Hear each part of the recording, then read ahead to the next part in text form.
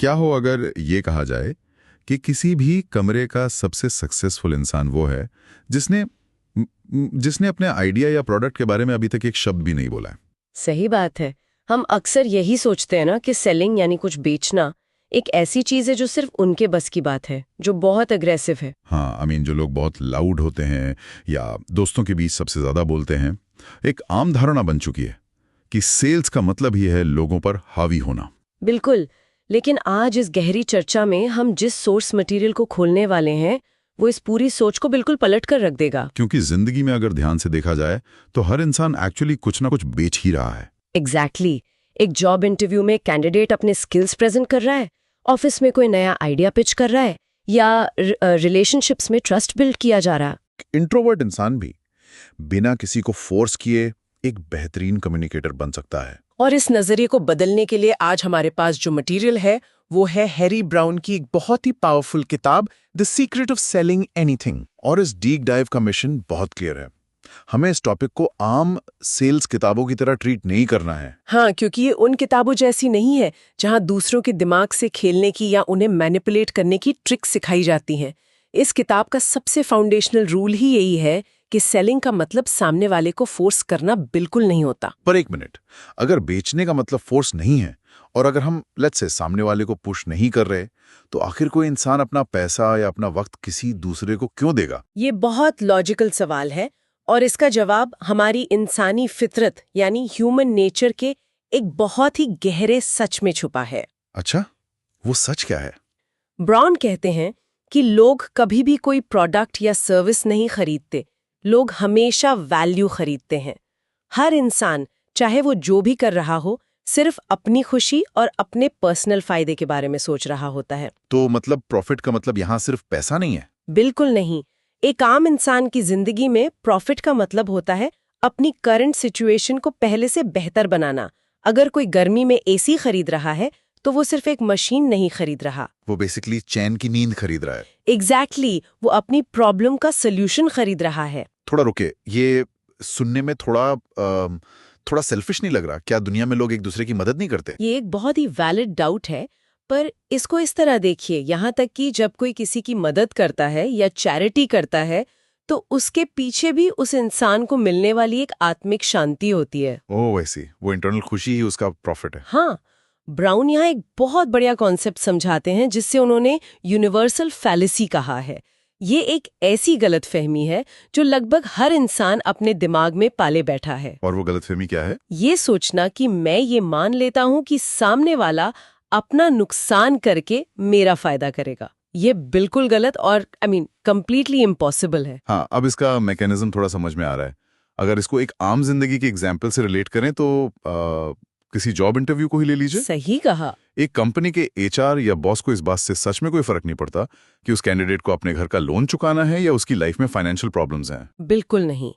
Candidate का दुख उस कंपनी का मोटिवेशन कभी नहीं बन सकता। उन्हें सिर्फ इस बात से मतलब होता है कि वो कैंडिडेट कंपनी के रेवेन्यू को या प्रोडक्टिविटी को कैसे आगे बढ़ाएगा। और यही वो पॉइंट है जहां एक बड़ा मेंटल शिफ्ट आता है। जब हम डीपली ये एक्सेप्ट कर लेते हैं कि सामने वाला इंसान सिर्फ अपने फायदे के लिए वहां है, तब नजरिया बदल जाता है। एग्जैक्टली, हम उसको मैनिपुलेट करने की कोशिश बिल्कुल छोड़ देते हैं, क्योंकि हमें समझ आ जाता है कि ये सारी सस्ती ट्रिक्स काम नहीं करेंगी। तो इसकी जगह हमारा फोकस कहाँ होना चाहिए? हमारा पूरा फोकस इस बात पर आ जाता है कि हम एक्चुअली में उसकी मदद कैसे कर सकते हैं। हम उसकी प्रॉब्लम ढूंढने लगते हैं। जब हम उसके प्रॉब्लम सॉल्व करेंगे तभी वो इंसान हमें रिटर्न में हमारा प्रॉफिट देगा। ये कोई युद्ध या कॉन्फ्लिक्ट नहीं है, ये एक म्यूचुअल एक्सचेंज है। तो अगर लोग सिर्फ अपने फायदे के लिए एक्शन लेते हैं तो हम एक सक्सेसफुल इंसान बनने का फॉर्मूला क्या होना चाहिए? असली सीक्रेट यहाँ रिवील होता है। किताब का सबसे बड़ा नियम है, पता लगाओ कि लोग क्या चाहते हैं और फिर उसे पाने में उनकी मदद करो। मतलब पहले उनकी प्रॉब्लम आइडेंटिफाई करो और फिर उसका सोल्यूशन बन जाओ। लेकिन अगर बात यही है तो लोग एक्सट्रोवर्ट्स को ही बेस्ट क्यों मानते हैं? क्योंकि ज्यादातर लोगों को लगता है कि जोश और एंथुजियाज्म सबसे जरूरी चीज है। हाँ, इस नियम के हिसाब से तो लगता है कि बोलने से ज्यादा चुप रहकर सुनना पावरफुल है। और यही वजह है कि एक इंट्रोवर्ट इंसान एक लाउड एक्सट्रोवर्ट से कहीं बेहतर सेल्समैन या कम्युनिकेटर बन सकता है। वेट, सच में इंट्रोवर्ट्स बेहतर होते हैं? बिल्कुल। एक्सट्रोवर्ट लोग अक्सर बोलने में, अपनी एनर्जी दिखाने में इतने मगन होते हैं कि वो सामने वाले की ज़रूरत को डीपली सुन ही नहीं पाते। यहाँ एंथुजियाज्म अक्सर आम बातचीत को तबाह कर देता है। ऐसा क्यों? जोश में आना तो अच्छी बात मानी जाती है ना? क्योंकि जब कोई बहुत ज़्यादा जोश में आकर अपने प्रोडक्ट की तारीफ करता है तो सामने वाला इंसान एक अनजान सा प्रेशर फील करने लगता है। उसका दिमाग डिफेंसिव हो जाता है कि मुझ पर कुछ थोपा जा रहा है। ये पुशी होने वाली बात पर मुझे एक एनालॉजी याद आ रही है। सोचो कि ये बिल्कुल उस खराब फर्स्ट डेट जैसा है जहां एक इंसान सिर्फ और सिर्फ अपने बारे में बोलता रहता है। हाँ, और अपनी अचीवमेंट्स गिनवाता रहता है। राइट। और सामने वाले से उसके बारे में एक भी सवाल नहीं पूछता। वहां जो इंसान बस सुन रहा होता है वो कितनी जल्दी वहां से भागना चाहता है। को किल करती है। इस पर किताब में हैरी ब्राउन ने अपना एक रियल लाइफ एक्सपीरियंस शेयर किया है जो इस पूरे मैकेनिज्म को क्लियर कर देता है। अच्छा, क्या एक्सपीरियंस था वो? ब्राउन एक मैगजीन में एडवर्टाइजिंग बेचते थे, तो एक बार वो एक क्रोम प्लेटिंग कंपनी के ओनर के पास गए। और ध्यान देने वाली बात यह है कि ब्राउन को उस इंडस्ट्री की ABCD भी नहीं पता थी। वेट, बिना किसी टेक्निकल नॉलेज के वो डील क्लोज करने चले गए? एग्जैक्टली। उन्होंने वहां जाकर कोई जोशीली स्पीच नहीं दी, ना ही अपनी मैगजीन के बारे में कुछ बताया। उन्होंने बस ऑफिस में बैठकर एक सीधा सा सवाल पूछा। क्या सवाल था वो? उन्होंने पूछा, आपकी सबसे बड़ी प्रॉब्लम क्या है इस बिजनेस में? और इस एक सवाल ने गेम बदल दिया होगा। पूरी तरह से। वो ओनर अचानक खुलकर बोलने लगा। उसने अपनी पूरी डिस्ट्रीब्यूशन की प्रॉब्लम, मार्केट की टेंशन, सब कुछ समझा दिया। सोचिए उस ओनर के दिमाग में उस वक्त क्या चल रहा होगा। वो हर रोज ऐसे लोगों से मिलता होगा जो उस पर अपना सामान थोपने आते हैं। सही कहा। और अचानक एक इंसान आता है जो उसको हीरो बनने का मौका देता है, जो सिर्फ उसकी प्रॉब्लम सुनना चाहता है। ये उस ओनर के लिए एक बहुत बड़ा साइकोलॉजिकल रिलीफ था। तो बिना किसी मैनिपुलेशन के उनको डील मिल गई। हाँ, ब्राउन ने उसकी बात सुनी और फिर अपनी मैगजीन एड को उस स्पेसिफिक प्रॉब्लम की सोल्यूशन के रूप में पेश किया। नतीजा ये निकला कि उन्हें 3 फुल पेज एड का ऑर्डर मिल गया। कमाल है। तो अगर हम इसको स्टेप बाय स्टेप तोड़ें, पहले उन्होंने उस इंसान का मोटिवेशन डिस्कवर किया, यानी सवाल पूछकर पता लगाया कि वो चाहता क्या है। बिल्कुल। और उसके बाद उन्होंने उस बात को ध्यान से सुना। किताब में इस प्रोसेस के 5 स्टेप्स बताए गए हैं। पहला है डिस्कवर, दूसरा है समराइज। समराइज करना क्यों जरूरी है? ताकि सामने वाले को ट्रस्ट हो कि उसकी बात डीपली सुनी गई है। फिर तीसरा स्टेप आता है प्रेजेंट। पर प्रेजेंट करते वक्त एक डाउट आता है। अगर मेरे पास एक प्रोडक्ट है जिसमें 10 अलग अलग फीचर्स हैं और सामने वाले की प्रॉब्लम सिर्फ एक है, तो क्या मुझे बाकी 9 फीचर्स नहीं बताने चाहिए? ये गलती कभी नहीं करनी चाहिए, और यही ज्यादातर लोग करते हैं। क्यों? उसमें नुकसान ही क्या है? एक्स्ट्रा वैल्यू ही तो मिल रही है। नुकसान बहुत बड़ा है। जब आप उन्हें वो एक्स्ट्रा फीचर्स बताते हैं जिनकी उन्हें जरूरत नहीं है, तो उनके दिमाग में 2 चीजें होती हैं। पहला, उन्हें लगता है कि ये प्रोडक्ट उनके लिए ओवर कॉम्प्लिकेटेड है। ओह, आई सी। और दूसरा, उन्हें लगता है कि वो उन फालतू फीचर्स के लिए एक्स्ट्रा पैसे दे रहे हैं। इसलिए प्रेजेंट करते वक्त रूल सिंपल है। अपने आइडिया को सिर्फ उस एक जरूरत के हिसाब से फ्रेम करो जो उन्होंने खुद बताई है। ये पॉइंट सच में बहुत डीप है। पहले डिस्कवर करो, फिर समराइज करो, और आखिर में सिर्फ उतना ही प्रेजेंट करो जितना प्रॉब्लम सॉल्व करे। हाँ, और उसके बाद चौथा स्टेप आता है आंसर क्वेश्चंस, और 5वां है क्लोज। लेकिन रियल लाइफ में बातचीत इतनी स्मूथ तो नहीं होती ना। अक्सर लोग प्रेजेंट करने के बाद कहते हैं, मैं सोचकर बताऊंगा। हाँ, और वहीं पर लोगों का असली डर शुरू होता है। तो जब आखिर में आकर ऐसी रुकावट आती है, तब तो लगता है सारी मेहनत पानी में चली गई। देखिए, जब कोई कहता है कि मैं सोचकर बताऊंगा, तो वो असल में एक शील्ड यानी एक ढाल का इस्तेमाल कर रहा होता है। ब्राउन इसके पीछे 4 साइकोलॉजिकल रीजंस बताते हैं। वो 4 रीजंस क्या हैं? पहला, वो अभी पूरी तरह आपके सोल्यूशन से कन्विंस्ड नहीं है।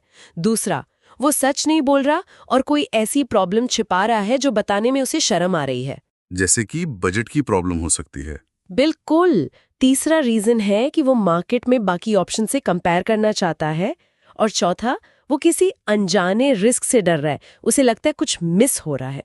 तो उस ढाल को बिना तोड़े उसके पीछे का सच कैसे निकाला जाए? क्योंकि फोर्स करने से तो वो ढाल और मजबूत हो जाएगी।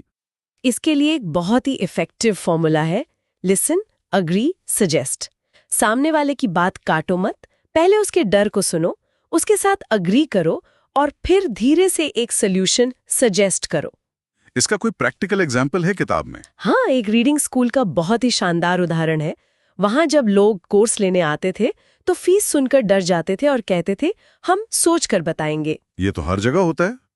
तो सेल्समैन ने क्या किया? एक सेल्समैन ने इस ऑब्जेक्शन पर बहस नहीं की।